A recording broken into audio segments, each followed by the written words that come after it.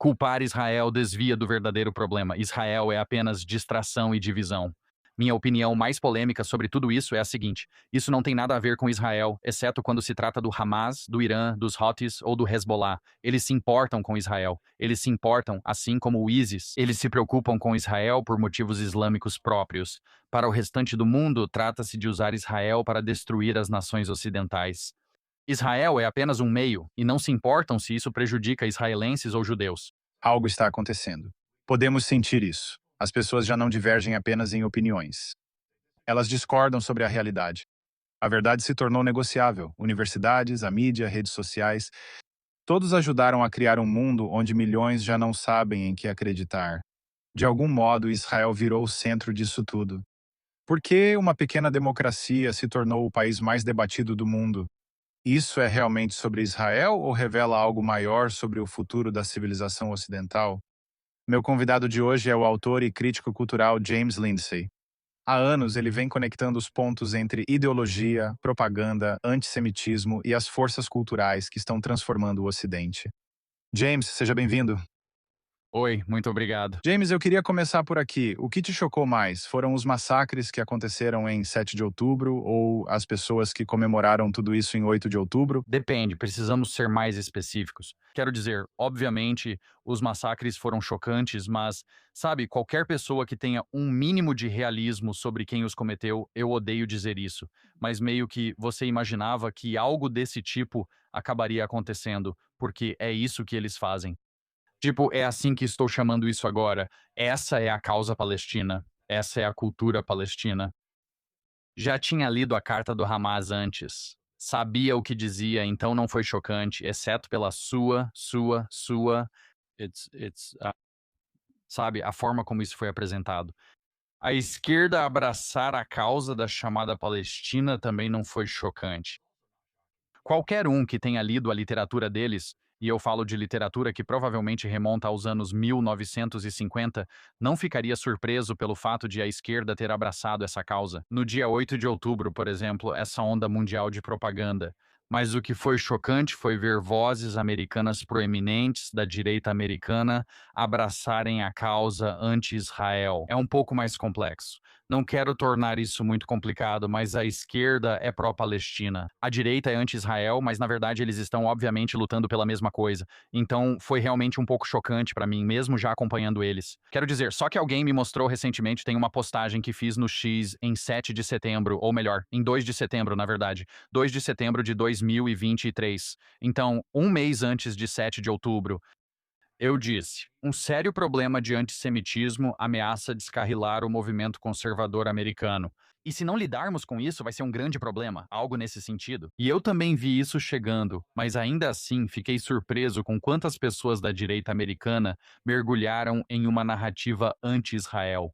Na verdade, fiquei chocado. O mais chocante é que, nesses 3 anos que se passaram, ver tantos jovens americanos, em especial, traírem os valores de seus pais, seus valores anteriores, para culpar Israel por todos os problemas do mundo. Agora, Você mencionou que não ficou surpreso com todos esses protestos nos campi. Mas se, por exemplo, o Hamas tivesse feito isso em quase qualquer outro país, massacrado civis, esses estudantes teriam culpado o país que foi atacado? Ou é só porque é Israel? não, é porque é Israel, mas também seria assim se fosse um país ocidental. Eles teriam culpado qualquer país ocidental. Na verdade, se tivesse acontecido na França, eles teriam culpado os franceses. Se tivesse acontecido na Grã-Bretanha, eles teriam culpado a história do colonialismo. Se tivesse acontecido nos Estados Unidos, provavelmente estariam dançando nas ruas. Então, é em parte de forma única, porque é Israel, mas principalmente, e claro, com a esquerda. Novamente, há uma história de 50 a 70 anos deles abraçando a chamada causa palestina. E tudo isso tem origem na propaganda soviética, mas eles vêm fazendo isso há quase 3 quartos de século. Mas eles teriam culpado qualquer democracia ocidental, provavelmente não com tanta veemência quanto culpam Israel, mas qualquer democracia ocidental, porque no fim das contas, o que a esquerda realmente odeia são as democracias ocidentais. Eles odeiam a civilização ocidental e todos os seus fundamentos. Existe um programa especial para Israel, mas acredito que isso seria celebrado pela esquerda em qualquer democracia ocidental. No entanto, à direita, eu não acho que esse seja necessariamente o caso. Se o Hamas tivesse atacado, digamos, Buffalo, Nova York, sabe? Atravessado o Lago Ontário ou algo assim e atacado Buffalo, Nova York, ou, enfim, imagine o cenário que você quiser. Talvez seja no Texas, cruzando a fronteira sul. Acho que a maioria da direita não teria comemorado o ataque e teria pedido, sabe, basicamente para arrasar o Hamas, tipo, atacá-los com armas nucleares e acabar com eles completamente. Eles veriam o que Israel fez em Gaza como um ensaio para o que gostariam que tivesse ocorrido.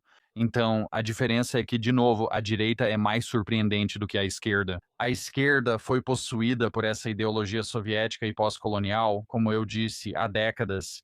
E isso é um ataque à civilização ocidental, um ataque à civilização ocidental.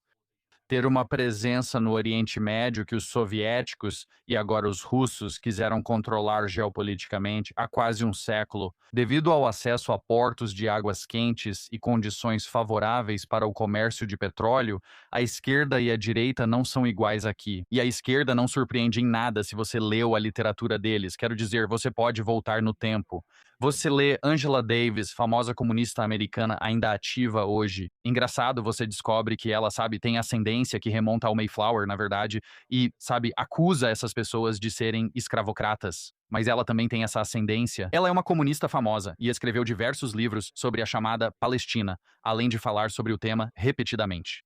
Ela afirmou ter sido radicalizada 2 vezes, uma na pós-graduação, sob orientação de Herbert Marcuse, importante neomarxista da Escola de Frankfurt, e a segunda vez foi em sua primeira visita à Palestina. Ela foi para lá treinar novamente, no fim, táticas soviéticas e de vitimização que hoje vemos como parte da cultura palestina. Então isso é o básico para a esquerda e tem sido assim há muito tempo. E eu acho que eles teriam comemorado se tivesse acontecido na cidade de Nova York, tanto quanto se tivesse sido em qualquer um dos kibbutzim no centro de Israel. Você também acha que Day criou uma ideologia onde o Hamas é visto como oprimido e civis israelenses mortos como privilegiados? É o contrário. A mentalidade palestina e as informações que pessoas como Angela Davis trouxeram para os Estados Unidos criaram o Day, mas depois o Day popularizou isso na esquerda americana. Então não foi o Day que criou isso. O Day é, na verdade, uma extensão de um programa soviético que não só foi usado na União Soviética nos anos 1920, chamado, com a pronúncia incorreta, de Korenitsatsia, que significa criar raízes ou indigeneizar. E tudo isso vai soar muito familiar quando você ouvir sobre a causa palestina, por assim dizer. O programa da Korenitsatsia consistia em percorrer as regiões de minorias étnicas que seriam incorporadas à União Soviética e insistir que eles teriam autodeterminação, que agiriam em suas próprias línguas, que teriam seu próprio tipo de nacionalismo local, mas que isso seria caracterizado por certas coisas. Então, a União Soviética promoveria líderes, digamos, na Geórgia, ou no Cáucaso, ou na Ucrânia, ou em qualquer outro lugar sob seu domínio. E eles promoveriam esses líderes que eram socialistas e os colocariam contra o chauvinista russo, que queria impor os valores russos em toda a União Soviética. E diziam: não, não, não, nós não vamos deixar vocês se tornarem russificados. Vamos deixar vocês fazerem tudo nos seus próprios termos, na sua própria língua, com seus próprios líderes e assim por diante. E nós vamos ajudar vocês. Quando seus líderes disserem que são mais socialistas que o grande russo, vamos trazê-los e colocá-los no Congresso do Partido Soviético, seja qual fosse o número, dando representação a vocês. E claro, eles fizeram esse jogo todo. Eles davam a essas minorias étnicas as propostas mais radicais que queriam aprovar. Quando apresentavam essas propostas e alguém discordava, acusavam a pessoa de chauvinismo russo, dizendo que era preconceituosa ou racista contra ucranianos. Esse programa soa familiar para quem conhece a causa palestina e já se espalhou por todo lugar. Mao Tse-tung adotou isso na década de 1920, já nos anos 1920, e usou para começar a semear a dissidência contra o programa nacionalista na China, o Kuomintang. Então, o Kuomintang era o partido nacionalista. A ideia era unificar a China sob uma identidade nacional. Chiang Kai-shek era o líder desse partido. E essa identidade nacional, o que eles faziam era andar por aí. O que Mao Tse-tung e o Partido Comunista faziam era andar por aí e dizer: bem, eles estão dizendo que vocês vão ser o povo chinês. Warren era como chamavam isso em mandarim. Na verdade, vocês precisam ser o povo Han. Hua Hen é o que vendem para vocês. Han Hen é o que forçam vocês a ser. Isso é o chauvinismo Han. E você pode ir ler, quer dizer, a qualquer momento, qualquer pessoa ouvindo, vá ao Google, digite derrotar o chauvinismo Han, e você pode simplesmente ler artigo após artigo, discurso após discurso de Mao Zedong sobre derrotar o chauvinismo Han. E você pode realmente perceber que é explicitamente o programa Korenatsatsia que ele importou dos soviéticos para fazer isso. E ele foi treinado pelos soviéticos para fazer isso a fim de derrotar a unidade nacionalista. Esse é o mesmo programa que o DEI representa, AHNPI ou seja lá o que for. Desça a lista e invente o que quiser. Todas essas pessoas são como pequenos enclaves étnicos e você pode ter autodeterminação. Tudo vai ser culturalmente relevante, vai ser feito no seu idioma. Ninguém vai dizer que sua gíria, idioma nativo ou qualquer coisa, se você for imigrante, está errada. E é exatamente o mesmo programa. E você vai elevar as pessoas que têm uma visão baseada na teoria crítica ou que têm uma consciência crítica da sua categoria de identidade. LGBTQ é outro enclave racial ou étnico que eles elevam e você vai colocá-los em posições de poder, blá blá blá. É exatamente o mesmo programa, está tendo exatamente o mesmo efeito. Os soviéticos abandonaram isso em 1928 ou 1929 devido à grande divisão étnica na União Soviética, pois não conseguiam unificar o país. Eles implementaram um amplo programa de unificação e russificação sob Stalin, resultando no assassinato de muitas pessoas dos grupos étnicos minoritários sob o nome Primeiro entre Iguais. Bem, a causa palestina é exatamente a mesma coisa. É a mesma coisa aplicada, você sabe, ao tipo de nacionalismo árabe ali no Oriente Médio após o colapso do Império Otomano e a Primeira Guerra Mundial. A Declaração de Balfour é emitida. Agora, obviamente, os britânicos chegaram e disseram aos árabes: ajudem-nos a derrotar os otomanos, livrem-se deles, e nós vamos ajudar vocês a se autodeterminarem nacionalmente, o que acabou sendo uma mentira.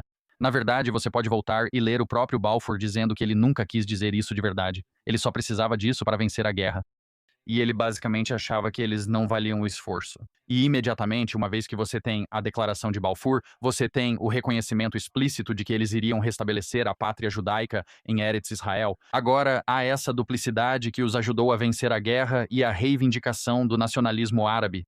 Mas se você ler, por exemplo, o Hamas ou a Irmandade Muçulmana, eles não estão interessados em nacionalismo de forma alguma. Na verdade, eles são contra o nacionalismo. Eles não querem que os sauditas tenham um reino ou haja nacionalismo panárabe. Eles querem a Umma. Eles querem um califado islâmico único com um império islâmico abrangente. Então eles nem estão interessados. Isso é só um pretexto. Mas o que os soviéticos foram muito espertos em fazer, e o que eles já estavam fazendo antes mesmo de 1967, 1968, quando realmente infundiram tudo isso, foi chegar e dizer: olha, podemos usar esse sentimento nacionalista árabe. Podemos usar o nacionalismo árabe para afirmar que os árabes têm direito à autodeterminação em sua terra. Essa é a retórica há um século. Vai ser a autodeterminação dos árabes em uma área árabe, em um estado árabe. Mas, de novo, os muçulmanos não se importam com isso. Eles não se importam com o nacionalismo árabe. O que importa para eles é o fato de que os califas, lá no século VII, conquistaram essa terra e a declararam Waqf, e, portanto, é terra muçulmana e controlada pelos muçulmanos para sempre. Um Estado judeu soberano é visto como um problema intrínseco que precisam eliminar, pois consideram essa terra permanentemente islâmica e agora está sob o controle soberano de não muçulmanos e, pior de tudo, de judeus. Para a teologia deles, não poderia ser pior do que isso. Claro, isso porque os judeus humilharam Maomé quando ele apareceu com sua chamada profecia, ou seja lá o que for, e eles disseram: isso é besteira. E então ele ficou muito irritado com os judeus desde o começo. Essa história é realmente meio boba quando você ouve sobre ela. É tipo a coisa mais mesquinha de todas. Mas também é uma das coisas mais destrutivas. Enfim, a mentalidade soviética, esse mesmo tipo de programa de Korenizatsiya que se funde ao DEI quando atravessa o Atlântico, essa mentalidade foi o que impulsionou a causa palestina.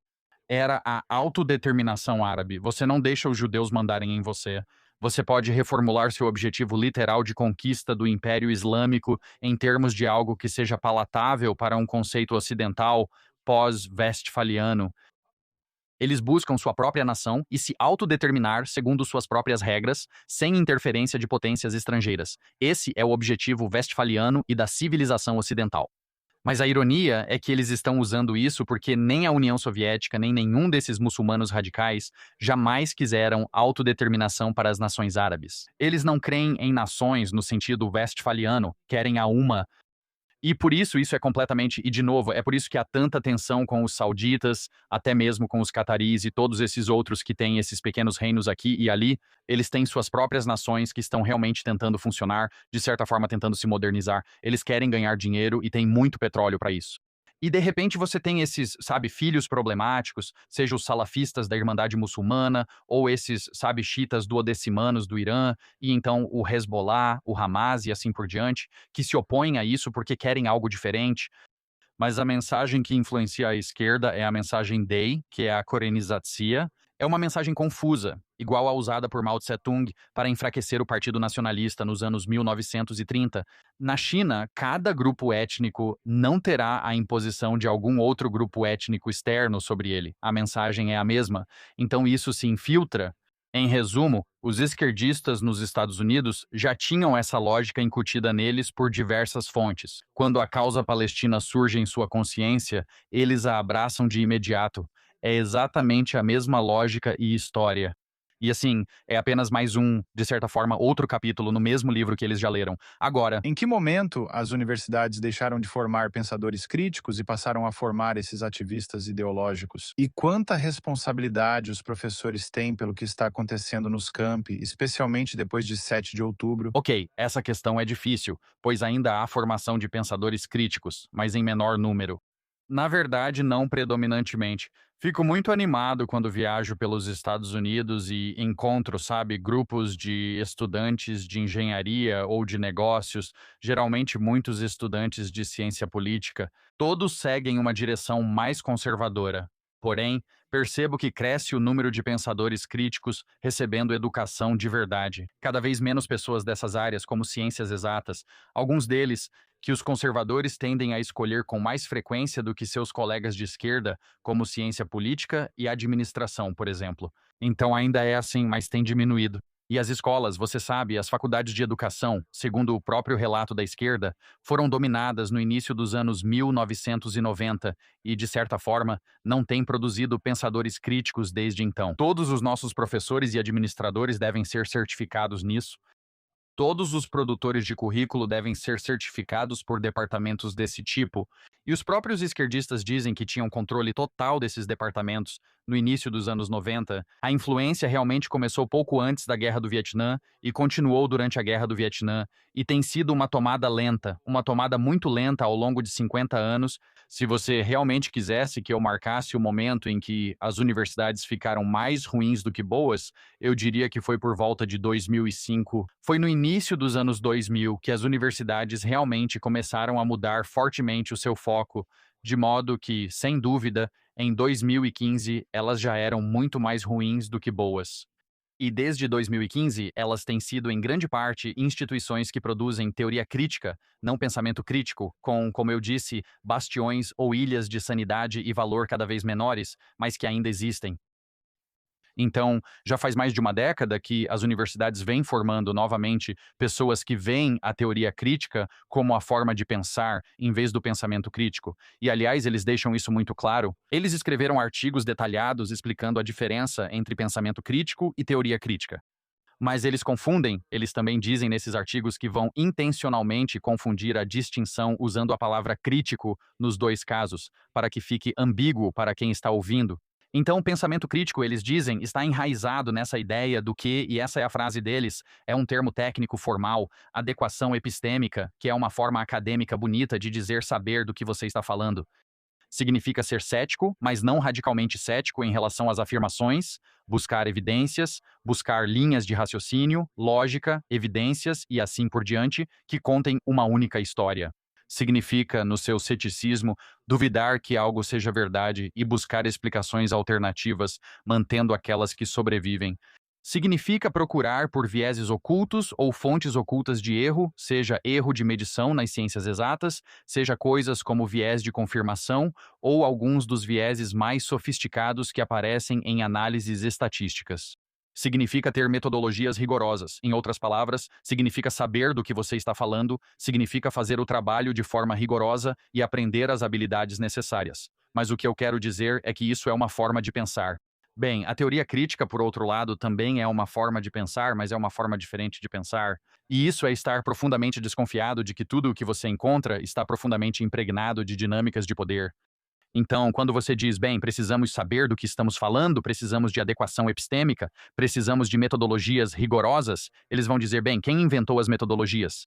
Capitalistas brancos heterossexuais queriam manter seu poder na sociedade, então suas visões são tendenciosas em favor da própria visão. E, novamente, em termos da causa palestina, estou relendo esta semana, comecei a reler Orientalismo de Edward Said.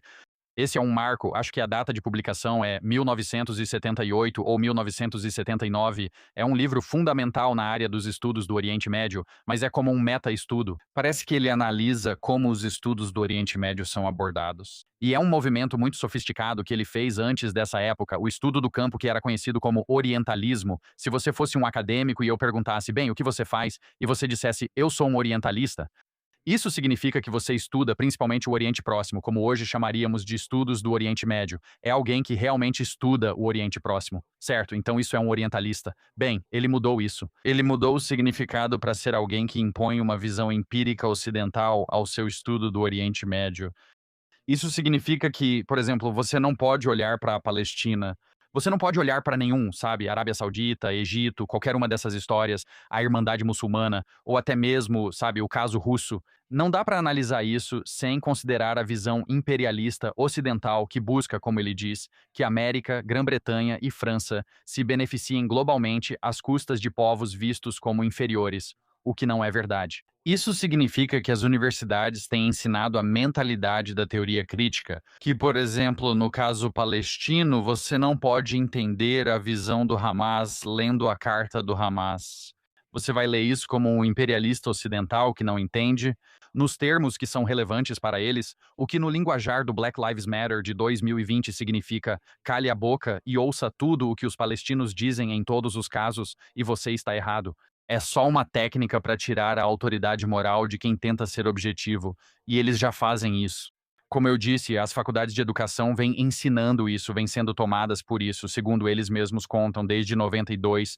Acredito que foi por volta de 97 ou 98 antes deles terem total domínio.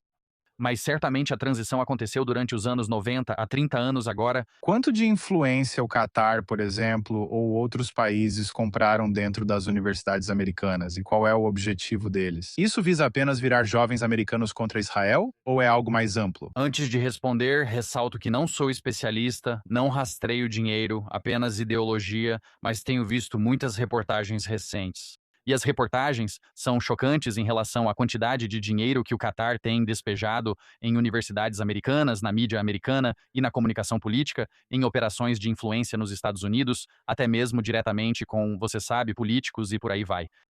E muita coisa disso parece muito ruim. O Congresso agora conta com a deputada Ayana Paulina Luna, que comentou no Twitter recentemente que novidades devem surgir na próxima semana. Foi isso, McCammon, ou algo assim? Outra congressista então confirmou para Laura Loomer que, de fato, o Catar é o centro dessa investigação. A resposta é que deve ser muita coisa. Muita influência, muito dinheiro, muito esforço, muitas frentes de atuação tentando influenciar o pensamento americano, estudantes americanos, políticos americanos. Seus objetivos são uma questão mais difícil. Já ouvi várias coisas, não sei ao certo qual é a posição deles sobre algumas dessas questões. Meu palpite é que o objetivo deles é muito amplo, que o objetivo deles é, parece que eles estão jogando vários lados uns contra os outros para semear um caos generalizado, é por isso que eles estão fazendo isso. Esse é um ponto muito interessante para mim, porque o Catar era um país que, tirando a companhia aérea deles, ninguém nem falava sobre ele até uns 5 anos atrás. Talvez no Oriente Médio. Estive lá só recentemente, então não sei. Esse país simplesmente não era relevante, os americanos costumavam esquecê-lo. Era como uma palavra com letra difícil no Scrabble, que ninguém notava. Sabe, catariano, né? Você pode usar o seu Q e ganhar 10 pontos. Esse não era um país sobre o qual alguém falava, e agora é um país sobre o qual ninguém para de falar. Então, algo muito interessante aconteceu. Ouvi alegações, que não sei se são verdadeiras, de que chegaram ao ponto de dizer que agora eles são o centro global do chamado Deep State internacional. Eu nem sei se isso realmente existe, então não tenho certeza. Mas se for verdade, e isso é um grande se for verdade, então os objetivos deles vão ser muito amplos. Vai ser uma grande desestabilização. Se os objetivos deles forem apenas nacionais, ou se estiverem ligados a alguns desses, você sabe, regimes terroristas, eles serão mais restritos, mas ainda assim vão ser bem amplos porque ninguém. Bom, antes de tudo, ninguém sabe ao certo quais são os objetivos deles. Devemos presumir que são bem amplos. Pelo envolvimento deles em várias áreas, parece que possuem uma base de operações extensa. Eles cortejaram diversos direitistas americanos e financiaram vários esquerdistas americanos. Assim, parece ser um projeto de amplo espectro. Confesso novamente meu conhecimento limitado sobre a situação. Qual a influência da Irmandade Muçulmana na formação das narrativas ocidentais? Boa pergunta sobre como eles moldam suas narrativas. Ouvi recentemente, sem saber ao certo se é verdade por não conhecer o contexto do Oriente Médio, que a Irmandade Muçulmana seria um problema maior nos países ocidentais do que lá. A maioria dos países do Oriente Médio não os quer, não gosta deles e os considera um problema, por isso os exportam e dificultam suas vidas. E muitos dos nossos chamados refugiados que estão indo para países ocidentais, sejam eles europeus, canadenses, americanos ou qualquer outro, são homens em idade militar ou até mais jovens. Muito poucos deles são mulheres. E acontece que muitos deles são esses tipos de encrenqueiros, esses encrenqueiros salafistas que estão sendo expulsos da região. Agora, é claro, a Irmandade Muçulmana é uma organização muito radical. Muitas pessoas, talvez vocês saibam, mas muita gente nem conhece essa palavra, salafismo. Sou novo nisso como americano, mas o salafismo é a filosofia deles. Não usarei o argumento de nem todo muçulmano, mas realmente é uma situação assim. O salafismo é uma vertente específica do fundamentalismo islâmico. E dentro do salafismo, existem algo como 9, por assim dizer, denominações ou 9 abordagens diferentes, e elas variam no quão radicais e extremas são. Mas acontece que a Irmandade Muçulmana representa basicamente a mais radical e extrema de todas. E o que o salafismo significa é olhar para a primeira ou segunda geração de muçulmanos e para a própria vida de Maomé, dizendo que esse é o único modelo aceitável de como viver como muçulmano. Se você não vive assim, não é um muçulmano de verdade. Portanto, catarianos ou sauditas em seus reinos ricos do petróleo também não são muçulmanos de verdade.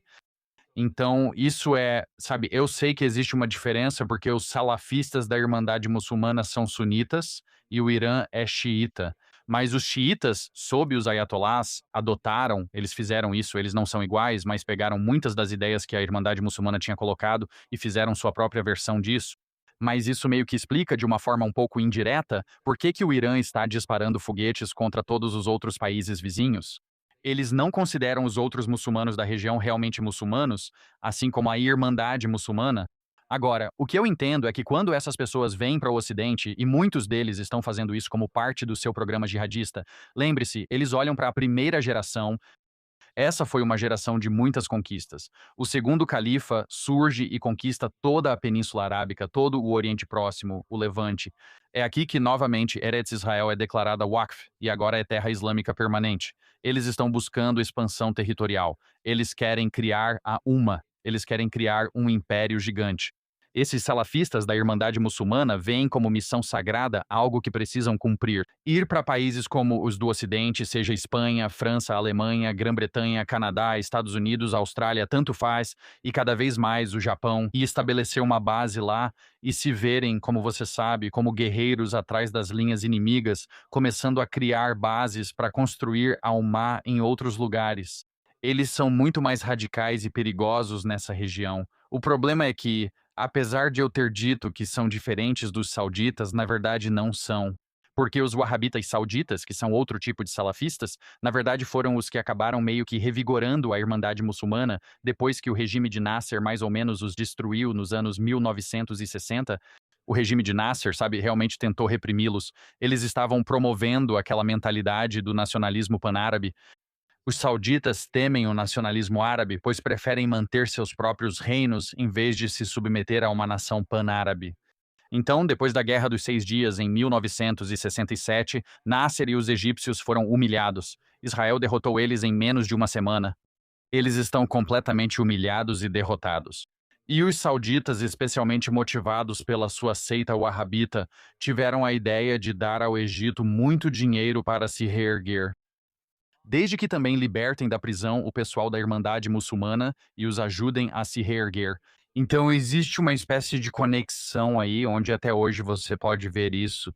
Radicais rejeitados no Oriente Médio recebem muito dinheiro de outros países da região que também não os querem, desde que eles vão para a França, ou o Reino Unido, ou América, ou Canadá, e causem todos os problemas lá. Então, de certa forma, eles estão moldando muita da atividade que vemos. Eu não sei o quão diretamente influentes eles são, exceto para dizer que, você sabe, as conexões deles através da Kerry provavelmente são mais influentes de várias maneiras do que, você sabe, a agora amplamente demonizada AIPAC. Eles têm uma enorme organização de lobby lá. NIAC é outra delas, essa é a iraniana, que na verdade é separada, mas este é outro grande grupo de lobby, uma espécie de primo do mesmo projeto que está tendo um enorme impacto em definir o tom. Então, o que estamos vendo é muita gente, pelo que estou ouvindo ao redor do país, nos Estados Unidos, Canadá, etc., que são autoridades que sabem das coisas, que basicamente foram compradas para ficarem de boca fechada, enquanto a Irmandade Muçulmana se estabelece e começa a construir bairros inteiros e esses complexos de mesquitas que, na prática, são zonas proibidas. Com o tempo, falam só árabe, criam filhos fora do sistema no qual deveriam se assimilar e assim por diante. E, efetivamente, a longo prazo, provavelmente células terroristas. Então, eles têm uma estratégia muito eficaz que agora está chegando a um ponto crucial. Mas é uma questão complicada que, como eu disse, ainda sou novo nisso. Eu acho que essa é uma questão que precisa ser discutida muito mais abertamente nos Estados Unidos, porque é um grande problema. Se você pode subornar autoridades para construir bases em um estado conservador como o Texas, terá um grande problema. E então isso vai se transformar não só em lobby, mas você acaba tendo esses radicais no Congresso e em Washington, defendendo com muita força, digamos, ou contra Israel, ou você sabe, a favor de outras agendas insanas que apoiam esses terroristas. Mesmo que seja só apoiar, sabe, a UNRWA ou algo assim, que tem sido muito favorável ao Hamas. Novamente, isso é complicado porque existe essa questão entre xiitas e sunitas, mas eles têm alguns compromissos ideológicos de base que ainda se alinham, apesar do fato de que também tem um ódio fundamental um pelo outro. Agora, Isso é fundamentalmente uma guerra de informação em vez de uma guerra militar? E o Ocidente sequer percebe que é uma guerra ideológica? E qual é o papel das redes sociais nisso? então, no Ocidente, é principalmente uma guerra de informação. Em volume total, é principalmente uma guerra de informação. Muitos americanos não estão preparados para isso. Na verdade, eu estava conversando com minha esposa ontem à noite e disse isso. A coisa mais angustiante na época não me chamou a atenção, mas a coisa mais angustiante, acho que foi a coisa mais angustiante que li nos últimos 10 anos e eu já li coisas bem pesadas. É essa uma frase em um relatório que foi publicado por Richard Higgins e Steve Coughlin sobre a esquerda e seu sistema operacional. Li isso em 2020, logo no início, na introdução, eles mencionaram isso. Uma avaliação do exército chinês e da inteligência russa no fim dos anos 1990 concluiu que a capacidade dos Estados Unidos em lidar com guerra de informação e narrativa estava tão degradada que talvez nem existisse. Não estamos preparados para isso, certo? As redes sociais fizeram parecer que isso está acontecendo, que são os nossos vizinhos. Você tem todas essas pessoas que provavelmente, e na verdade não é provavelmente, são literalmente paquistaneses, provavelmente oficiais de inteligência, se passando por americanos comuns, dizendo coisas malucas para seus vizinhos ou para quem parecem ser seus vizinhos. E os americanos têm sido muito lentos para perceber que essa guerra de informação está acontecendo. Em volume total, eu acho que no Ocidente é mais uma guerra de informação. Em Israel, é cinética, não é só guerra de informação. E acontece que eles estão muito, muito bons no clássico jogo de provocação, em que todos os marxistas são muito bons. No livro de Saul Alinsky, Regras para Radicais, disse que a reação do inimigo é sua verdadeira ação.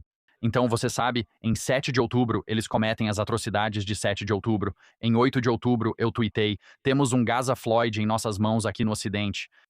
Vão tratar Gaza como o George Floyd, sendo espancado por uma força superior, como a polícia no caso dele.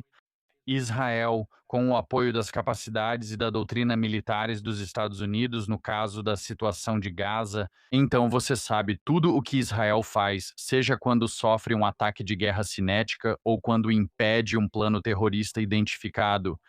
Eles usam força. Talvez seja no sul do Líbano ou em Gaza, Talvez seja, você sabe, escaramuças na Judéia e em Samaria. Talvez envolva os Houthis. Talvez sejam ataques diretos ao Irã. Tudo o que Israel faz, e agora também por extensão, tudo o que os Estados Unidos fazem com força cinética, vira uma narrativa de vítima, como se eles não tivessem provocado antes. Como eu costumo dizer, eles não procuraram por isso. E essa é a essência dessa guerra de informação, e eles acabam sendo surpreendentemente bons nisso. Eles são, quero dizer, não entendo como as pessoas ainda caem nisso. E todas as crianças mortas. Você quer dizer, tipo, aquelas que eles amarraram no peito enquanto corriam pra frente com a case? Não use crianças como escudos humanos em operações militares se não quer que sejam atingidas por balas perdidas. Os israelenses fazem de tudo e são bem melhores que os americanos nisso. Já os americanos usam um F-16 e destroem um bairro inteiro. Os israelenses fazem ataques incrivelmente precisos para tentar minimizar a perda de vidas, até mesmo dos seus, sabe, inimigos, até mesmo de civis que apoiam as pessoas que tentam matá-los. Me surpreende que alguém ainda caia nessa tantos anos depois. Em 8 de outubro, não me surpreendi que as pessoas acreditassem nisso, pois a ideia de que a cultura palestina apenas inverte papéis de vítima e agressor, mente e projeta, não era algo que conhecíamos. Mas já estamos há 3 anos nessa mentira. Na verdade, já faz mais de 20 anos que essa mentira existe, mas há 3 anos ela se tornou uma mentira diária que enfrentamos, e me choca que as pessoas ainda não enxerguem isso. Nossa capacidade de lidar com a guerra de informação está tão degradada que talvez nem exista mais, como li em uma frase assustadora, e estamos assustadoramente lentos para perceber isso. Então, as guerras são principalmente cinéticas na região, mas a maior parte da guerra, em um sentido mais amplo, é uma guerra de informação. Acho que isso é verdade desde a Guerra do Vietnã. Eles notaram que era possível desmoralizar a opinião pública no próprio país usando fotografias e propaganda como nunca antes conseguiram. A televisão e o rádio forneceram-lhes meios para isso. Antigamente, era preciso sobrevoar de avião e jogar panfletos para tentar convencer as pessoas, ou então enviar infiltrados que pregavam boletins em murais ou algo assim. E agora não é mais assim. Você podia alcançá-los com uma história sentimental na TV, pagando alguém para ler. E agora, na era da internet, você pode literalmente ter 1 milhão de paquistaneses se passando por americanos, britânicos, escoceses e canadenses, fingindo ser seus vizinhos, que estão indignados com isso. E criar o efeito de, como Martin Gurri escreveu em A Revolta do Público, você pode criar o efeito da Primavera Árabe em qualquer país que quiser, usando a internet. Então, as redes sociais desempenham um papel enorme em saturar países que não estão acostumados a serem massivamente alvo de propaganda direta de seus inimigos, com propaganda massiva feita diretamente por seus inimigos. E até agora, espero que isso comece a mudar ou já esteja mudando, mas até agora a causa palestina tem vencido essa guerra de propaganda. Eles são apoiados por agentes de informação e influência russos e têm vencido essa guerra contra americanos, contra canadenses. Os chineses também estão ajudando e eles estão vencendo a guerra da informação. Se não controlarmos a guerra da informação, não é que Israel seja ruim em relações públicas. Não é isso. O caso é que temos uma operação de informação muito sofisticada, em nível de KGB, infiltrando todos os países ocidentais completamente fora do nosso radar, através da internet, para a qual ninguém estava preparado. E isso inclui, como estamos percebendo cada vez mais, pessoas daqui mesmo, sabe? Sejam elas compradas, capturadas ou simplesmente ruins, eu não sei. Atores como Tucker Carlson, Candace Owens e toda essa grande equipe que cada vez mais parece uma rede coordenada que foi ativada para fazer isso, não apenas após o dia 7 de outubro, mas também nos dias que antecederam o 7 de outubro. Todos nós agora lidamos com isso. Tenho certeza de que é só uma coincidência. Ian Carroll, conhecido por defender fortemente a linha anti-Israel, atuou curiosamente em espaços de direita, apesar de não ser ligado a esse grupo. Por acaso publicou aleatoriamente um livro sobre a causa palestina e o problema de Israel em 6 de outubro de 2023. Tenho certeza de que é uma coincidência incrível ele ter lançado esse material um dia antes do ataque. Acredito que há uma grande rede de pessoas colaborando com nossos inimigos internos, dificultando ainda mais a identificação da guerra de informação nas sociedades de alta confiança dos países ocidentais. Israel tem essa vantagem de viver entre terroristas, e todo dia é meio que uma história de sobrevivência na fronteira, e isso acontece não só desde sua refundação em 1948, mas desde o início do movimento sionista, além da própria história dos judeus. Eles sabem que não devem agir como se pudessem confiar em pessoas pouco confiáveis, certo?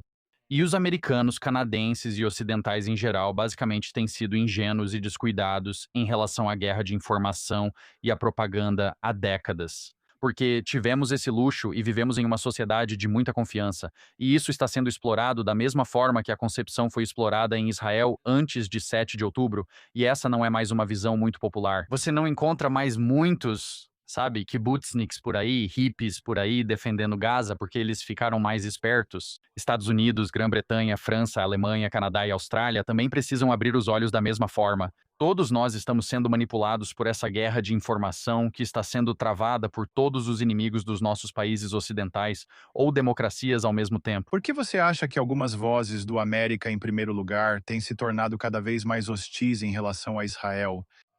Você chamaria eles de direita woke, certo? Por que isso ocorre e por que está aumentando agora?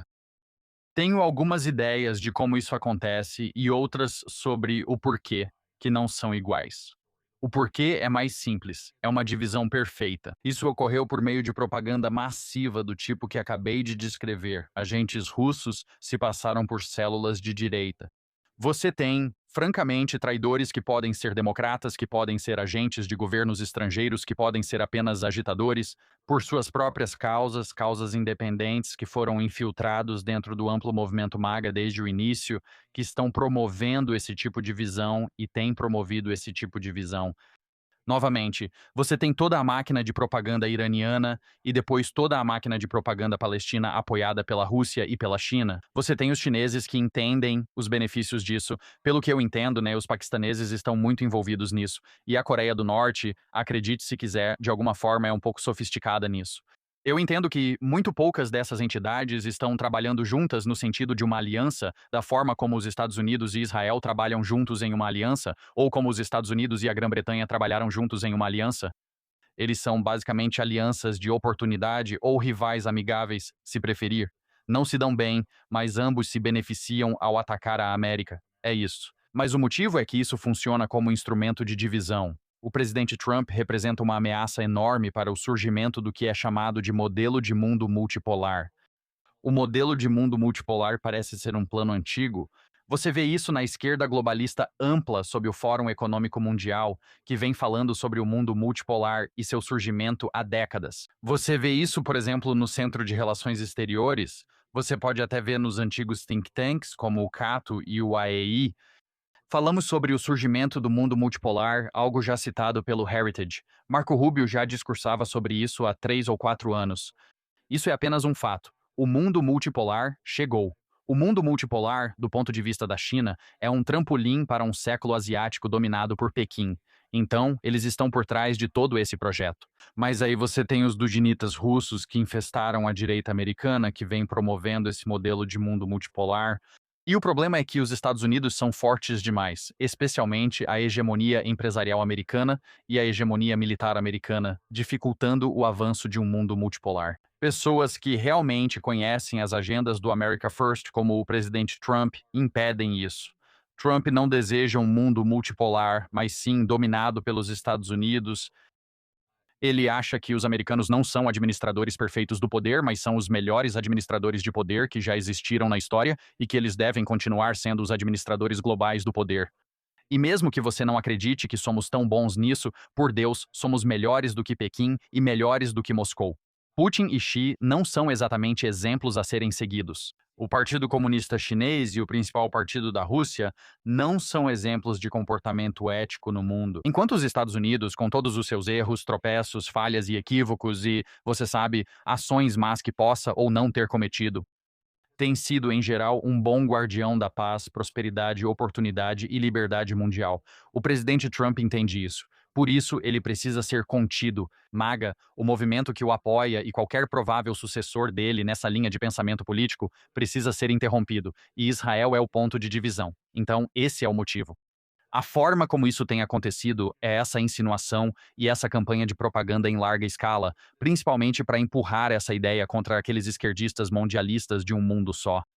Todos teremos uma grande família mundial, com o Fórum Econômico Mundial e as Nações Unidas se tornando uma União Europeia global, blá blá blá. Bem, isso é algo que a direita americana tem ficado horrorizada desde pelo menos o Tea Party em 2008, 2009, quando isso começou a surgir. Então, a direita americana, já há quase 2 décadas, tem ficado horrorizada com esse chamado projeto globalista. O nome correto para isso é um projeto mundialista, esse neomundialismo, que capturou a esquerda e que tem o Partido Democrata como representante disso. Tem se tornado mais neomarxista para tentar alcançar suas visões. A sobreposição de linguagem humanista, a sobreposição de discursos de relativismo cultural deram muita base para isso. A direita tem se oposto, mas não de forma clara. Não sabemos exatamente contra o que lutamos, apenas que é contra globalistas. Putin conduz uma campanha de propaganda desde que invadiu a Ucrânia em 2022, dizendo que a Rússia é ótima por ser contra pautas woke, anti-LGBTQ e pró-cristianismo, mas na prática só apoia a Igreja Ortodoxa Russa. Fora isso, você pode ser preso. Eles afirmam saber o que é um homem e uma mulher. Eles oferecem natureza limpa, excelentes opções de pesca, caça e tudo o que você procura. Tucker Carlson vai até lá e comenta como as estações de trem, os supermercados e o pão na Rússia são maravilhosos. Existe uma enorme campanha de propaganda direcionada aos americanos, especialmente aos direitistas americanos que não gostam do projeto globalista mundialista, dizendo que a Rússia se opõe a isso. Lembro que até me senti um pouco seduzido ouvindo Vladimir Putin no Fórum Econômico Mundial há alguns anos, quando ele fez uma condenação total desse projeto. E eu pensei, bom, não acho que Putin seja um cara bom, mas ele está fazendo muito sentido aqui. E foi assim que eu acabei sendo atraído por essa linha de propaganda. A questão é que o inimigo do meu inimigo não é necessariamente meu amigo na realidade. Mas para o americano patriota de direita que não enxerga as coisas claramente, sem nem contar esses, você sabe, subversivos e talvez agentes estrangeiros ou pessoas de má índole. Os verdadeiros americanos patriotas veem que há pouquíssimos lugares no mundo. O presidente Trump é um, Vladimir Putin é outro, e basicamente só esses que estão enfrentando esse projeto globalista.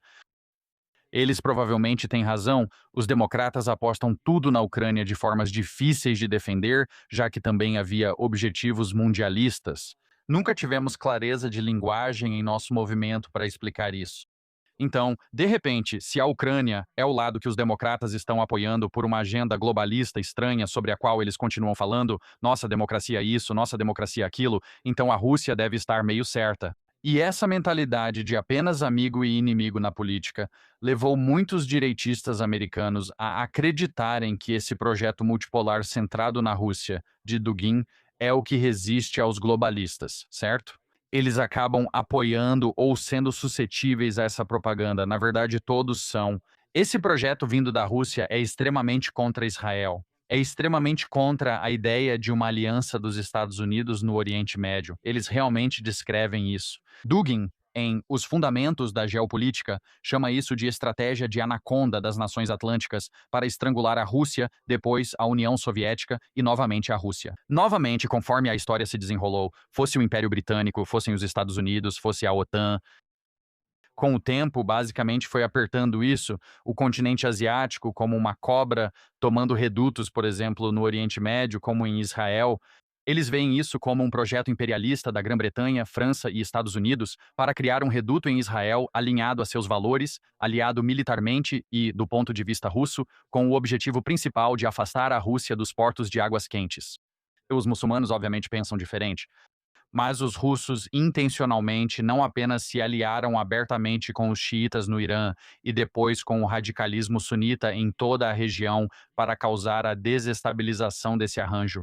Eles chegaram quase como Yasser Arafat, que era agente da KGB, pelo amor de Deus.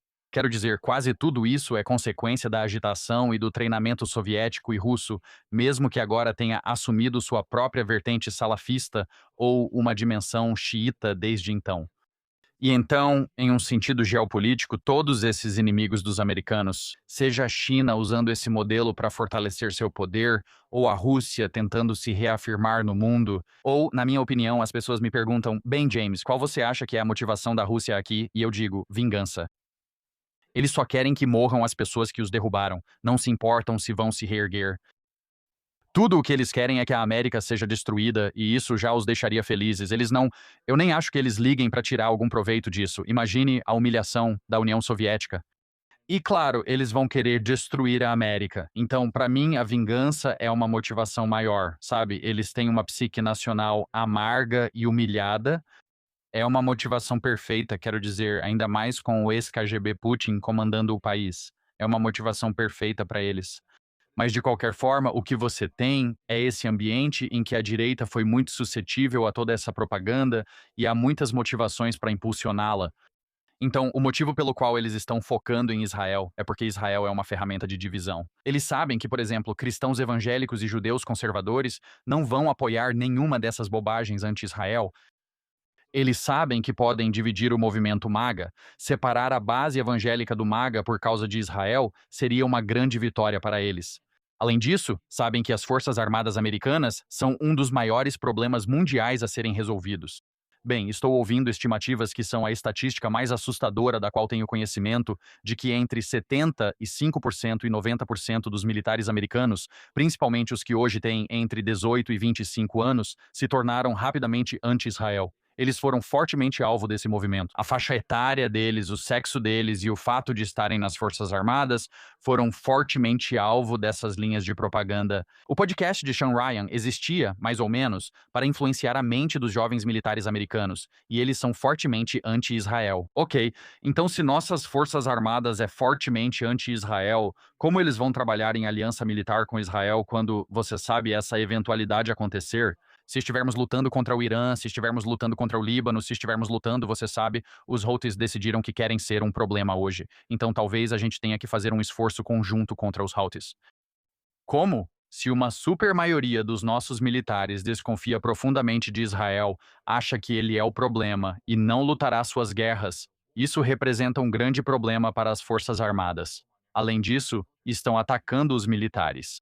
E então, em terceiro lugar, eles estão apenas preparando o terreno para que o corpo político americano se divida quase completamente em torno dessa questão e se reoriente. Assim, podem usar isso para eleger apenas políticos anti-Israel, ao menos do lado democrata. E então isso cria essa tensão irresolúvel, essa diferença irreconciliável entre os dois partidos. Assim, basicamente, Washington permanece em um impasse político daqui para frente. Ou você consegue pôr o suficiente deles no Congresso pelo lado republicano para se unirem aos democratas em temas ligados a Israel ou ao presidente Trump. Você pode imaginar um impeachment do presidente Trump e uma condenação que exige 67 senadores, se eles tiverem, sabe quantos mesmo? 15, 16 ou 18 republicanos podem desertar ao ver uma oportunidade ou por ódio compartilhado a Israel, derrubando o presidente pró-Israel e colocando J.D. Vance, que não é claramente pró-Israel e pode até ser anti-Israel, mas fala de forma dúbia como um político escorregadio nesse assunto. Então, há muitos motivos pelos quais isso está acontecendo, e isso está acontecendo de muitas maneiras, mas isso é, se fôssemos identificar, o que não considero a melhor forma, pois acho que isso deveria ser reservado para a guerra cinética. Mas se fôssemos observar essa guerra de informação como a verdadeira natureza da Terceira Guerra Mundial, você começa a entender isso. O objetivo inteiro é que esse novo eixo, que é, você sabe, Rússia, China, Irã, os sunitas, você poderia chamar, acho que, como é que chama? A Liga Árabe e a Coreia do Norte, tudo isso está trabalhando muito para destruir as alianças ocidentais, a aliança entre os Estados Unidos e Israel, e os Estados Unidos e outros países ocidentais por dentro. Eles foram muito bem-sucedidos usando guerra de informação e, como os chineses chamam, guerra de opinião pública, especialmente por redes sociais para as quais não estávamos preparados. Quero te fazer uma última pergunta. Por que as teorias da conspiração estão se tornando tão influentes em ambos os lados da política? Só para exemplificar, Candace Owens aborda teorias da conspiração em quase todos os seus programas. Charlie Kirk foi assassinado por Israel, entre outros casos. E que papel essa teoria da conspiração desempenha no aumento dos casos de antissemitismo, sabe?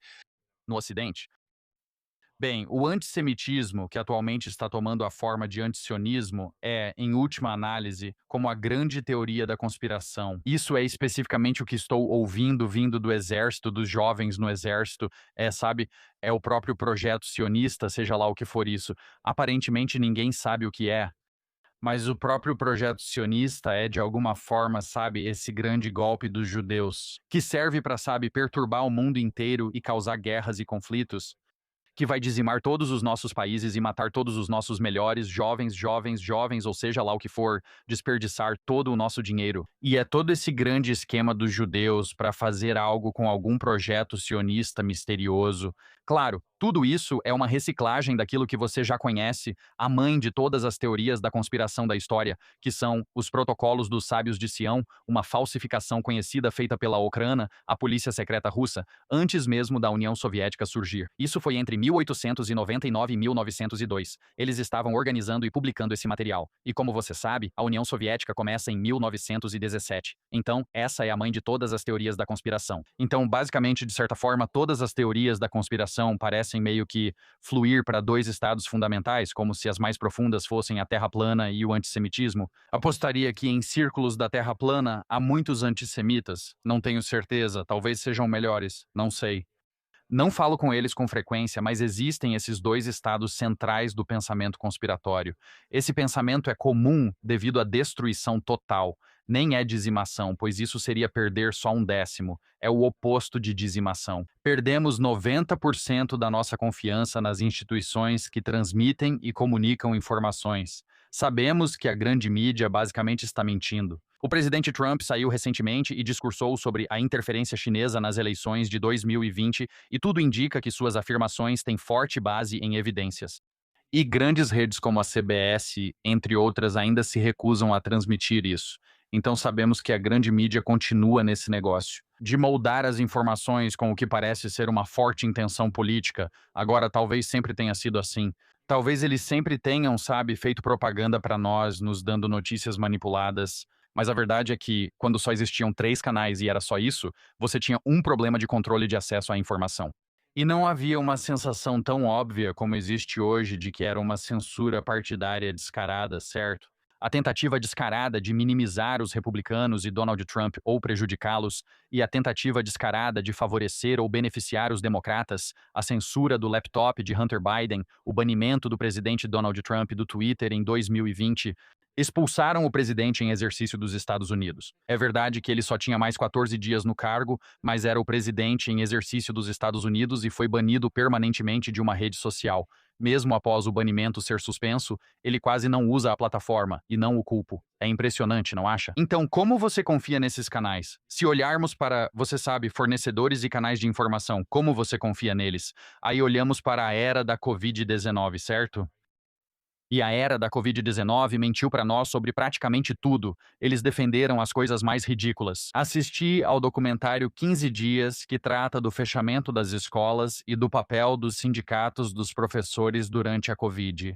E, sabe, já se passaram 6 anos. Isso faz lembrar, é difícil acreditar que tudo isso realmente aconteceu. Na época não parecia tão louco, embora hoje pareça ainda mais absurdo que alguém tenha permitido isso. E aqui nós temos não só nossos canais de informação, mas também a maioria dos políticos, quase todas as grandes instituições. E eu não estou falando só do CDC, do NIH, da FDA e dessas instituições de saúde, institutos de saúde pública. Saúde pública basicamente virou um palavrão. Quase todas as instituições públicas, corporações, escolas, você pode citar qualquer uma, todos os sindicatos de professores, todos propagaram essa mesma narrativa que simplesmente não era verdadeira por uma agenda claramente política. Com os sindicatos de professores, isso ficou muito claro. Eles chegaram a dizer que o objetivo deles era conseguir US$ 1 trilhão do governo federal, então manteriam as escolas fechadas até conseguirem US$ 1 trilhão para abrir as escolas com segurança, mas na verdade eles só queriam US$ 1 trilhão. Foi um esquema de extorsão e eles mantiveram as crianças americanas fora da escola por 1 ano e meio por causa dessa extorsão e prejudicaram permanentemente muitas delas. Milhões e milhões de crianças americanas foram prejudicadas permanentemente porque os sindicatos dos professores fizeram um esquema de extorsão para conseguir US$ 1 trilhão dos contribuintes do governo federal, supostamente para abrir as escolas com segurança, o que era uma mentira. É simplesmente uma mentira. Então, como confiar em qualquer coisa quando você não confia em nada? Precisa de algo firme. Acreditar que há um agente por trás dos seus problemas, um eles lá fora, mesmo que seja só uma sombra, ajuda nisso. Mas se esse eles for, você sabe, os judeus, ou os israelenses, ou os sionistas, ou seja lá o que for, ou os neocons, que geralmente tendem a ser sionistas. Se você tem um inimigo identificável causando todos os seus problemas, você sente que tem algum controle. Se alguém pudesse simplesmente fazer alguma coisa a respeito deles, você poderia resolver o problema. Acho que essa é a natureza da maioria das teorias da conspiração. Você tem uma queda absoluta na confiança nas instituições que transmitem, produzem e comunicam informações. Concordo totalmente que não há razão para confiar nessas instituições agora. Com essa falta de confiança, você busca algo para se apoiar e entender o mundo, pois não tem as ferramentas. Você não tem nenhum dos atalhos ou heurísticas para entender isso. E então existe um vilão lá fora em quem se pode pôr a culpa. E nesse caso, com a Covid, existem vilões em quem se pode pôr a culpa. O governo chinês seria um deles. Funcionários de saúde pública sem responsabilização são outro exemplo. Procuramos explicações e nos apegamos a algo vago que sempre está na base disso. Os judeus são, de alguma forma, você sabe, esse grupo minoritário, estranhamente bem-sucedido, que está sempre no topo, de alguma maneira, mesmo sendo apenas 0,2% da população mundial. Sabe não, Joe Rogan, não existe 1 bilhão deles, são 15 milhões, um pouco mais do que isso no mundo todo. E de alguma forma, eles são tão ricos, eles são tão poderosos, eles são tão influentes. Eles podem estudar muito, trabalhar duro e acreditar no sucesso? Não sei, mas não, deve ser uma conspiração. Eles concluem isso porque, ao culpar alguém, acreditam que o problema pode ser resolvido. E então eles conseguem imaginar que o problema tem uma solução, tem algo em que se agarrar. Então, psicologicamente, acho que é por isso que essas ideias ganharam força. E acho que é por isso que eles se inclinaram para o antissemitismo. Mas assim como aconteceu com os protocolos dos sábios de Sião, que foram divulgados como uma distração do que a própria Ucrânia realmente estava fazendo, a polícia secreta russa praticava várias ações nefastas, inclusive contra judeus, segregando-os em guetos e cometendo abusos que resultaram naquela infâmia. Em certa medida, não nos números falsamente divulgados na internet, mas em alguma medida. Apoiando até mesmo os bolcheviques, de 5 a 7% de apoio aos bolcheviques, um apoio muito maior aos mencheviques e um apoio muito, muito maior ao Bund judaico. Mas estou me desviando do assunto.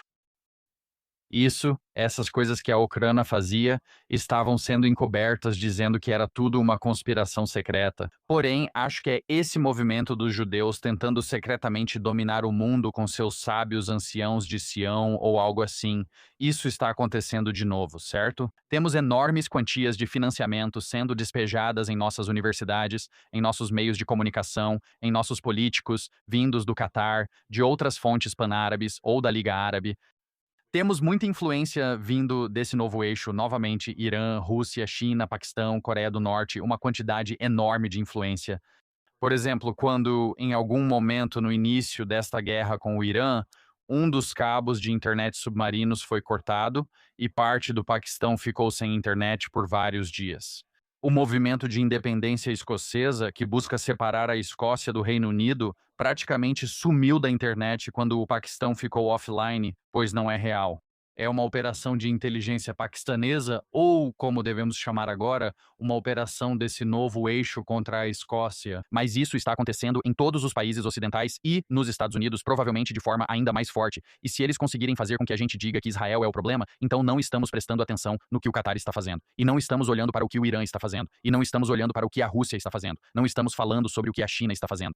Estamos falando, com o perdão da palavra, de besteira atribuída a Israel. Em vez disso, estamos perseguindo judeus enquanto, na verdade, estamos desperdiçando nosso tempo e nossa energia, ignorando o verdadeiro problema. É praticamente garantido, neste ponto, que tudo o que dizem que Israel está fazendo, você provavelmente pode culpar um desses países do Oriente Médio, ou a Rússia, ou a China, e você provavelmente estará certo. Se dizem que Israel paga muitos influenciadores, na verdade é a Rússia. Depois falam que é o Catar. Certo, próximo. Isso é quase tão claro. Não entendo como as pessoas não percebem isso agora. O propósito é o mesmo. A Ucrânia fazia coisas ruins e queria esconder seus rastros. Divulgaram uma falsa história culpando os judeus para que fossem responsabilizados por más ações. Eles bagunçam um bairro e acusam os judeus de terem feito tudo. Agora, as pessoas culpam os judeus, não a polícia secreta. É a mesma situação. Você divulga propaganda. Israel paga influenciadores para comentar sobre J.D. Vance. E agora você está ignorando o fato de que quase todos esses caras que estão dizendo isso já trabalharam diretamente com os russos ou estiveram no Catar em viagens luxuosas nos últimos 2 anos. E assim você não está falando sobre o verdadeiro problema. Você não está falando sobre o verdadeiro lobby. Você está culpando os judeus em vez disso. Mesmo mecanismo, mesmo propósito, A parte triste é que os protocolos dos sábios de Sião e essa técnica foram criados para enganar camponeses analfabetos, não para enganar americanos sofisticados, supostamente educados no primeiro mundo. E eu fiquei pessoalmente muito deprimido e psicologicamente abalado ao ver meus compatriotas caírem em uma propaganda tão transparente feita para camponeses analfabetos que me destrói ver isso acontecer. Mas é onde estamos. Então é por isso. Essa é a história, é a mesma história. Culpem Israel e ninguém olha para o verdadeiro problema. Israel é a distração, Israel é o pretexto para dividir. Na verdade, minha opinião mais polêmica sobre tudo isso é que isso não tem nada a ver com Israel, exceto quando se trata do Hamas, do Irã, dos Houthis ou do Hezbollah. Eles se importam com Israel. E o ISIS também. Eles se importam com Israel por razões islâmicas. Para o resto do mundo, trata-se de usar Israel para destruir as nações ocidentais. Israel é um meio para um fim, e eles não se importam que isso prejudique Israel, que prejudique os israelenses ou que prejudique os judeus. Alguns deles acham que isso talvez seja até um bônus. Mas toda essa operação visa prejudicar a América, o presidente Trump, o movimento MAGA e o movimento conservador de forma mais ampla, dividir os evangélicos, destruir os países ocidentais e paralisar os parlamentos ocidentais por essa questão. Para que nenhum deles consiga agir, nenhum deles seja eficaz. E também para distrair a população americana e de outros países ocidentais. Para que eles não apontem para os verdadeiros problemas que estão sendo gerados justamente pelas pessoas que promovem a propaganda contra os judeus em primeiro lugar. Então, mal se trata de Israel, mas Israel é o ponto central. Como já disse antes, se você realmente quer deixar um homem irritado, você insulta a esposa dele, certo? E aí você diz, bem, aquele cara atacou a esposa do outro. Não, não atacamos. O cara atacou o outro usando a esposa dele como ferramenta. Israel, na metáfora, é a esposa. Atacar a esposa é uma forma de atingir o homem. Aqui, atacar Israel é uma forma de atingir a América, e esse é o ponto principal do que ocorre. Muitos interpretam isso de forma errada. Agradeço pelo seu tempo, aprendi muito com essa conversa e sei que nosso público também aprenderá. Como as pessoas podem te encontrar nas redes sociais, encontrar seus livros e ler o que você escreve? Claro, meu site é newdiscourses.com. O podcast New Discourses Podcast está disponível em todas as plataformas e no site. Novamente, newdiscourses.com. Tenho vários livros publicados. O mais famoso entre eles se chama Teorias Cínicas, que foi publicado em 2020. Na verdade, ele faz uma visão geral de todas essas chamadas teorias woke e suas raízes na literatura pós-moderna a partir de uma perspectiva de esquerda, acredite se quiser. Nós escrevemos isso especificamente a partir de uma perspectiva de esquerda. Muitos conservadores ficaram frustrados com isso, mas na verdade isso nos permitiu passar despercebidos de várias maneiras. Meu livro mais recente é A Queerização da Criança Americana, que detalha como a teoria queer é aplicada ao que a esquerda chama de pedagogia crítica, que tomou conta das nossas escolas. Esse livro, na verdade, foi lançado em 2024, então já faz um tempinho, e eu espero lançar outro antes do final do ano. O título provisório, provavelmente o final, é Como Ser um Anti-Esquerdista. Fiquem atentos. O site é newdiscourses.com, focado em podcasts. Às vezes há artigos, mas há muitos podcasts interessantes, onde leio conteúdos principalmente de fontes primárias. Ultimamente tenho falado bastante sobre os nazistas. Então, se você quiser entender o que os nazistas realmente pensavam, eu leio para você. Você não precisa adivinhar. Eu não estou inventando nada. Está tudo ali na página e você pode me ouvir dizendo. Incrível. Obrigado mais uma vez, agradeço de verdade. Sim, com certeza. Ok.